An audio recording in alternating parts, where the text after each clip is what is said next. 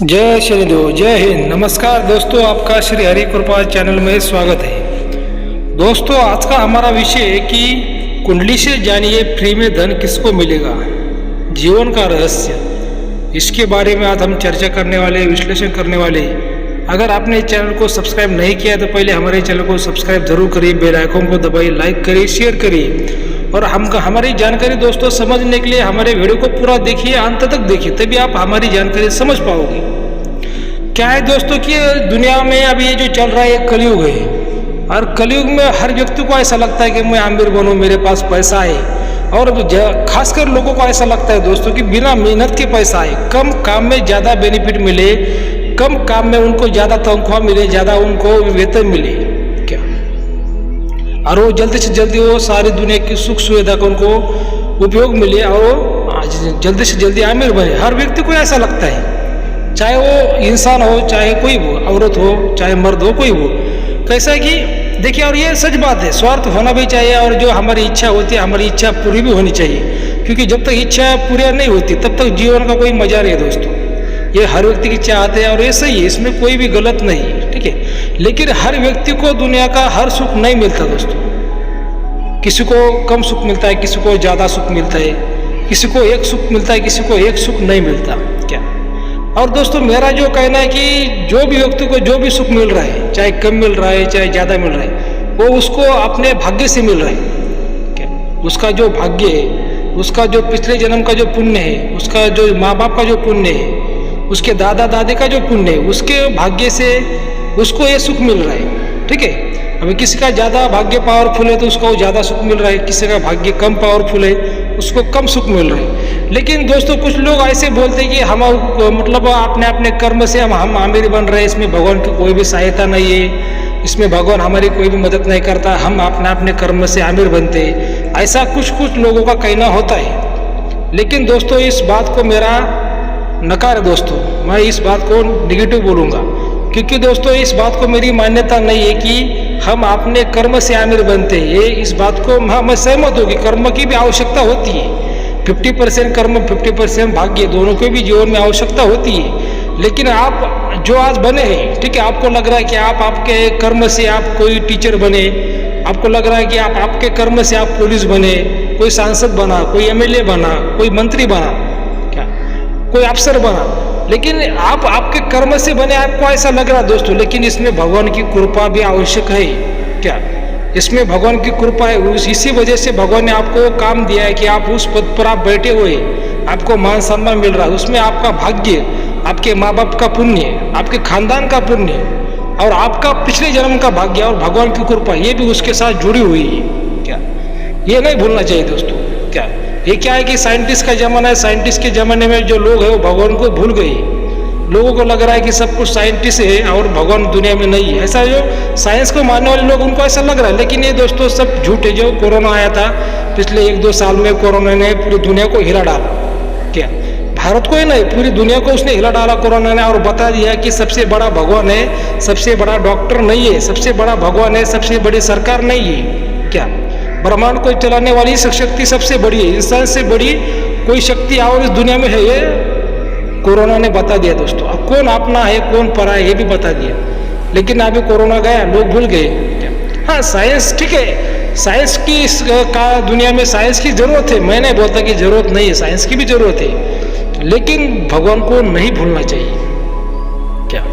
ठीक है दोस्तों, जो आज का हमारा जो मुख्य विषय है कि फ्री में धन किसको मिलता है। देखिए, आपको बहुत से लोगों को ऐसी चाहत है कि मुझे धन की प्राप्ति हो, मुझे अचानक से धन मिल जाए, बहुत बड़ा खजाना मिल जाए, बहुत बड़ी प्रॉपर्टी मिल जाए, मैं अमीर बनूं, मेरे पास गाड़ी आए, बंगला आए, सुख सोना चांदी सुख संपत्ति सब कुछ मेरे पास आए, ऐसा हर व्यक्ति को लगता है दोस्तों। लेकिन हर व्यक्ति को ये सारे सुख नहीं मिलती, क्या नहीं मिलती।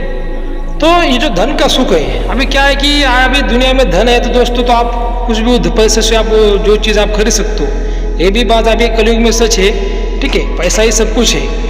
तो क्या है दोस्तों कि जो धन मिलता है, तो अगर आपके पास कुंडली है, कुंडली कैसे बनती है कि जन्म तारीख जन्म समय से अगर सही है तो उससे आपकी कुंडली बनेगी। उस कुंडली में अगर आपका जो सबसे बुरा जो भाव बोलते हैं दोस्तों, वो अष्टम भाव होता है। अष्टम भाव होता है कि वो मृत्यु का भाव होता है, सबसे बुरा भाव होता है, ठीक है, काली शक्ति का भाव होता है।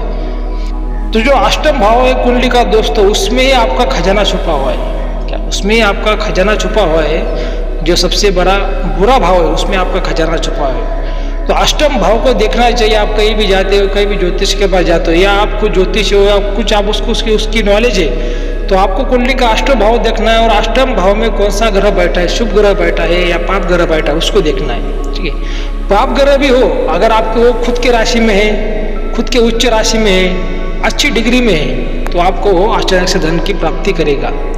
अगर शुभ ग्रह बैठा है, वो अच्छे उसकी स्वराशि में है, खुद की राशि में है, मित्र राशि में है, तो दोस्तों आपको धन की प्राप्ति कराएगा। लेकिन शुभ ग्रह में पाप ग्रह में फर्क है दोस्तों। शुभ ग्रह क्या करते हैं, हमें नेक कामों से मतलब धन की प्राप्ति देती है। क्या जो पाप ग्रह है वो बुरे कामों से धन की प्राप्ति देते हैं। और कुछ बुरे काम ऐसे होते हैं दोस्तों कि उसमें किसी का नुकसान नहीं होता, लेकिन हमारा खुद का फायदा होता है। ऐसे भी कुछ बुरे काम होते हैं। कुछ बुरे काम ऐसे होते हैं कि दूसरों का नुकसान होता है और सिर्फ हमारा ही फायदा होता है। ऐसे कुछ बुरे काम होते हैं। लेकिन मेरा ये साफ कहना है कि भाई अच्छा काम करो, नेक काम करो। आपका स्वार्थ ठीक है, आपको अमीर बनना है ठीक है, लेकिन किसी का नुकसान करके नहीं, और कानून के खिलाफ कोई भी काम मत करिए। ये मेरा साफ साफ हमारे चैनल से मेरा ये संदेश है दोस्तों। क्या तो ये जो अष्टम भाव है, अष्टम भाव बहुत ही महत्वपूर्ण है। अगर आपके कुंडली में जैसे मैंने आपको बताया वैसे ग्रह बैठे, तो आपको क्या होगा कि आपको अचानक से आपको धन की प्राप्ति होगी। अगर आपके कुंडली में पाप ग्रह है, तो हो सकता है कि किसी की मृत्यु के बाद उसकी प्रॉपर्टी आपको मिल जाए, उसकी जमीन आपको, बंगला आपको मिल जाए, गाड़ी मिल जाए। क्या हो सकता है आपको शेयर सट्टे में फायदा हो जाए, हो सकता है आपको कुछ जो काला धन है, जो खजाना, वो आपको मिल जाए। ऐसे हो सकता है। जो पाप ग्रह है वो कोई दुख देकर आपको खजाना दे सकते हैं। ठीक है, और जो शुभ ग्रह है दोस्तों, क्या कहे कि आपको नेक कामों से पैसा देते। हो सकता है आप बहुत बड़े सांसद बन जाए, कोई बहुत बड़े अफसर बन जाए, एमएलए बन जाए। क्या ऐसे भी हो सकता है दोस्तों। ये शुभ ग्रहों में और पाप ग्रहों में फर्क है। ठीक है, लेकिन दोस्तों देखिए, अगर मेरा आप एक जिंदगी में आप एक बात मेरी ध्यान रखिए दोस्तों। क्या है कि आप अभी जो मेरा वीडियो देख रहे हैं, हो सकता है कोई अफसर मेरा वीडियो देख रहा है, हो सकता है कोई मंत्री मेरा वीडियो देख रहा है, हो सकता है कोई बहुत बड़ा व्यापारी हो, बिजनेसमैन हो, मेरा वीडियो देख रहा है। भाई आप अभी अगर बहुत बड़े आमिर पद पर है या कोई छोटे पद पर है, कौन सा भी अगर आप पद पर है, तो क्या है कि जितना हो सके उतना लोगों का भला करिए। आपकी जिंदगी जीने के लिए भी पैसा लगता है, आपको बच्चे है, आपका परिवार है, आपका संसार है, उसको पैसा लगता है, ये बात ठीक है। लेकिन भगवान ने आपको जिस पद पर आपको बैठाया हुआ है, कुछ न कुछ आप ऐसा काम करिए, नेक काम करिए, लोगों का भला करिए, कि जो आगे का जन्म है और जो आपके जो बच्चे, जो आपका जो आने वाला जो खानदान है, उसको भी उससे क्या है कि सुख शांति प्राप्त होगी। और आपका भी नाम इस दुनिया में जब तक दुनिया है तब तक आपका भी नाम रहेगा। क्योंकि आदमी खाली हाथ आया है, खाली हाथ जाएगा दोस्तों। कोई साथ लेकर कुछ भी नहीं जाता। और आपने जितना भी कमाया है, अच्छी तरह से कमाया है या बुरी तरह से कमाया है, तो आपका नाम इस दुनिया में कोई भी नहीं लेता। आपको 2 बच्चे हो, 4 बच्चे हो, 6 बच्चे हो, कोई भी आपका नाम नहीं लेगा कि मेरे बाप ने बहुत बड़ा पैसा कमाया। ऐसा कोई भी बच्चा किसी बाप का नाम नहीं लेता दोस्तों। क्या इसी वजह से अगर कुछ गरीब लोग हैं तो उनका भला करने की आप जरूर कोशिश करिए। जिसको पानी नहीं है उसको पानी पिलाइए, जिसको रोटी नहीं उसको रोटी दीजिए। ठीक है, ऐसा नहीं कि मतलब मैं बोल रहा हूँ कि आपकी पूरी संपत्ति दान करिए, ऐसा नहीं। आपको खुद को भी, आपको बीबी बच्चे, आपका संसार, परिवार है, फैमिली, लेकिन कुछ ना कुछ जितना हो सकता है उतनी सहायता लोगों की जरूर करिए। ठीक है, जो आपका पद है उसका अच्छा उपयोग करिए। आपको ऐसा लग रहा होगा कि आप आपके कर्म से उस पद पर बैठे, लेकिन ये मत भूले कि भगवान ने आपको उस पद पर बिठाया है। ठीक है, तो आपको वीडियो कैसा लगा? अगर अच्छा लगा तो हमारे चैनल को सब्सक्राइब आप जरूर करिए। धन्यवाद।